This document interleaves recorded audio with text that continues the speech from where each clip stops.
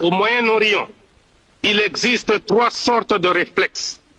Le réflexe de la peur pour le peuple israélien, le réflexe du désespoir pour le peuple palestinien, le réflexe d'humiliation pour le peuple arabe. Voilà, à notre avis, comment le problème est posé.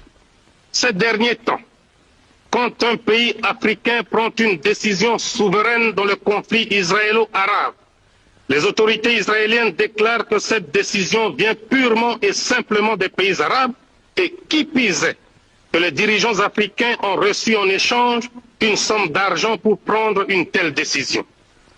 De telles déclarations sont graves et injurieuses. Par ailleurs, on ne peut manquer de s'étonner de la visite que le ministre de l'Intérieur et de l'Information de l'Afrique du Sud raciste, le Dr Connie Mulder, vient d'effectuer en Israël.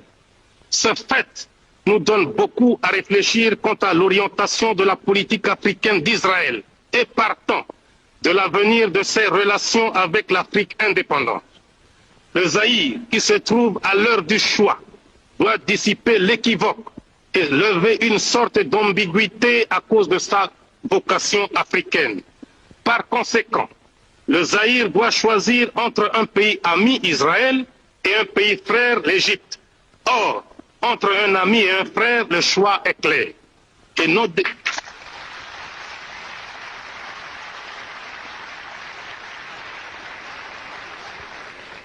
Et nos décisions sont prises en toute indépendance et en dehors de toute pression.